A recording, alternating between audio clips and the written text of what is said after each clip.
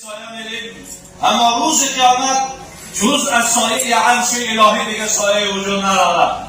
رسول معظم اسلام فتوا میده که روز قیامت خدا 7 طایفه را زیر سایه عرشش جای میده. از بین اون 7 طایفه یک طایفه کی است؟ رجلان تحابان فی الله، دو برادری که به خاطر خدا رفیقند، دو برادری که سر یک دسترخوان به خاطر خدا میشینند و از یکدیگر خداحافظی میکنند به خاطر خدا.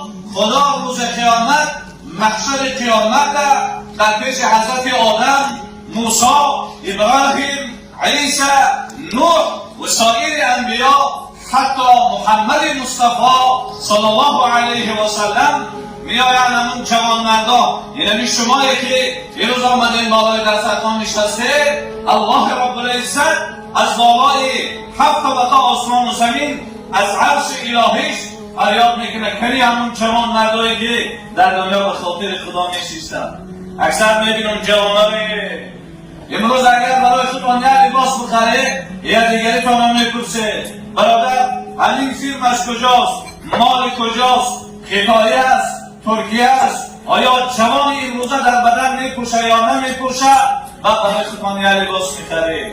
از اینجا از من سر کرده به همون یکان توان یاد داریم، یک داملا مانه، یک پیشوا مانه، یک مسئول مانه، یک ایشان مولوی و مستوی و معنوی را پرسیده باشیم حضرت جان همین ایمانی و ایمان اصلی است یا غیر اصلی؟ برای یک لباس اصلی چی تحقیقات میکنیم؟ اما یاد داریم یک کمان پرسیده باشیم که همین ایمان اصلی است یا غیر اصلی است.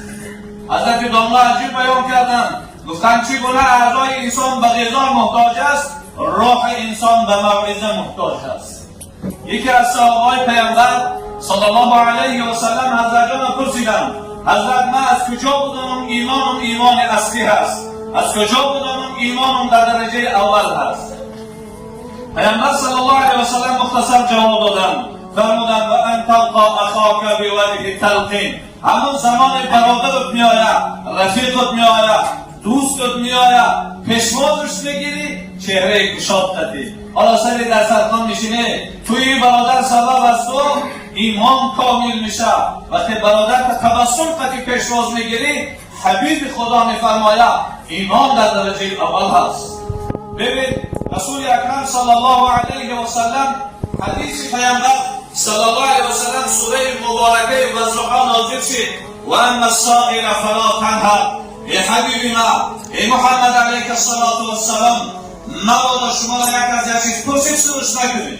صحابه گفتند حضرت جان ما خودمان چیزی نداریم بخوریم و یک خیر را میکنیم. پیامبر صلی الله علیه و سلم گفت کلمه خوب هم نداری، کلمه خوب در جواب برادر صدقه است. در حدیث دیگر پیامبر صلی الله علیه و سلم فرمودند تبسم در چهره برادر صدقه است. وقتی میایی روپرو دسترخوان برادر را میشینی تبسم کردی در پیش پروردگار از جمله همون انسان‌هایی هستی که تو صدقه کردگی هستی. حالا ببین داملا صحبت کرد که وقتی گپ زدن من گپ نزنه. چرا؟ زیرا طبیعت انسان همی است وقتی صحبت کردن از یک از صحبت کنه وقتی چگون میکنه. پیامبر صلی الله علیه و سلم اگرچه پیامبر بودن اما طبیعت انسانی داشتن. اکثر اون قاعده بغدادی خواندگی اول از سوره عمه، بعد از سوره والنازعات، بعد از سوره عبسه هست. سبب نزول آیه چی بود؟ بسم الله الرحمن الرحیم عبس و تولی ان جاءه الاعمى. ببین پیامبر نازنین محمد صلی الله علیه و سلم صحبت میکردن یا صحابه چشم بینا نداشت.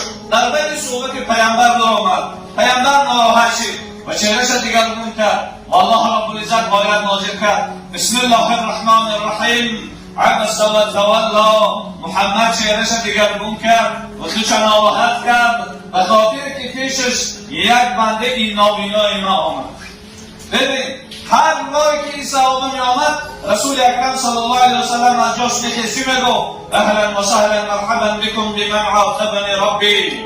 بیا عبدالله خوش آمدی، من یک بار تو خوشبو نگاه نکردم خدا من در قرآن جنجال کرد، بیا خوش آمدی. بار پیامبر صلی الله علیه و سلم حیاتش در یک بار خوشبو نگاه نکرد آیت نازل شد. و این روزا ما چند برادر میبینیم چهره بی‌جدتی نگاه میکنیم های های روزه میشه و خدا قاضی میشه و اگر من شما را این سوال بکنه چه جواب میتیم؟ در این آیت علما دو جواب میتیم. یکی از جوابا این است که آیا خداوند واقعا حبیبش جنجال کرد؟ یا اهل علم در کلمه عربی یکی از صیغه ها و کلمه هایی که مخاطب گفته استفاده می شود در اوجا اگر باید صحبت میشه این گونه میشید عبسته و تولیتا چرا رو گرداندی و چرا خود را ناراحت کردی، اما خدا این گونه صحبت نکرد، گفت عبسته و تولا. گویا یک کلمه های استفاده بود که در اون مجلس رسول الله حضور ندارد. محمد رو گرداند، نگفت محمد چرا رو گرداندی، خداوند اینقدر محمد را دوست دارد. دویم جواب علما میگن که خدا در این با آیت دفاع از صحابه های پیامبرش کرده است. خدا صحابه های محمد علیه السلام دوست دارد و اعلام میکنه رضی الله عنهم و رضوا عنه، ما از اوها راضیم و اوها از من راضی است. عقیده اهل سنت و جماعه خصوصا که مردم ما عقیده و عمل خود مذهب حضرت امام ابو حنیفه رحمت الله علیه است، چه از عقیده و چه از عمل. عقیده اهل سنت و جماعه دوست داشتن صحابه را دین و ایمان من شما میگه و خدا هم از صحابه پیامبر صلی الله علیه و سلم دفاع دارد و اینکه چهرها خوشحال میشه و ایمانا قوی میشود، این تویها همین معرکه ها سبب میشود ایمان انسان قوت میگیرد. برادران بزرگواران، وقتی ایمان خوب باشه، وقتی اسلام خوب باشه، ایمان و اسلام خوب از ما چی طلب میکنه؟ اخلاق خوب طلب. پیامبر صلی الله علیه و سلم پرسیدند از همه بزرگترین ثواب در روز قیامت وزنش وزن‌تر در ترازوی اعمال چی است؟ حبیب خدا گفتن اخلاق خوب است. از اخلاق خوب در ثوابی وزن گفتن نیست. و الله رب العزت هم واقعا ادب محمد صلی الله علیه و سلم در قرآن ذکر میکنه. بسم الله الرحمن الرحیم و انک لعلی خلق عظیم و قال النبی علیه الصلاة والسلام ادبنی ربی فاحسن تأدیبی. الله میگه ای حبیب ما، ای محمد صلی الله علیه و سلم، واقعا تو در یک اخلاق بزرگی. پیامبر صلی الله علیه و سلم میفرماید ادبنی ربی، ای اصحاب، ای امت آگاه باشید، میدونید من کی ادب داده است؟ پروردگار و بهترین ادب برام نصیب کرده است. میگه عایشه مادر پرسیدند که اخلاق پیامبر صلی الله علیه و سلم چگونه بود؟ عایشه مادر گفتند من کدام اخلاقشو بگم؟ خوراکخوریشو بگم؟ لباس پوشیشو بگم؟ افکار خوریش کدامشه؟ رسول الله یک قرآن زنده که کوچه ها را میگشت. رسول الله صلی الله علیه و سلم اخلاق زمین گونه بود. همدیران عزیز، امروز شما را خدا خیلی دوست می‌داره که سری در سرطان جمع کرده. اگر خدا توفیق این گونه محفل ششتن نصیب نگردانه نصیب نمیشود. شما خیلی بنده های عزیزی الله رب العزت. حالا حضرت داملا چند تا قصه های صحابه ها را کرد.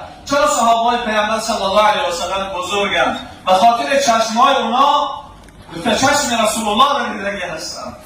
چشم صحابه های پیامبر صلی الله علیه و سلم اینقدر بزرگ شدن زیرا معلم خوب داشتن. رسول اکرم جبرئیل امین میآید، سلامش میگه و بعد سلام میگه ای محمد علیک الصلاة و السلام، برو ابوبکر سلام بگو خدا ابوبکر سلام میگه و بعد میگه که خدا میگه من از ابوبکر راضیم. خیلی ابوبکر پرسید از خدا راضی است یا نیست؟ رسول الله بخیل نبودن، سخی بودن، آمدن گفتن ابوبکر مبارک شود خدا سلامت میگه و بعد سلام از تو اعلان رضایت کرده. آیا سوال میکنه که ابوبکر هم از خدا راضی هست یا نه؟ حضرت ابوبکر گفته حضرت جان من شکل راضی نباشم، من نبودم من پیدا کرد و دوباره اعلان رضایت کرد. خدا من از من راضی هستم و تو پیغمبر من هستی ایشم راضی هستم و دین اسلام از ایشم راضی هستم.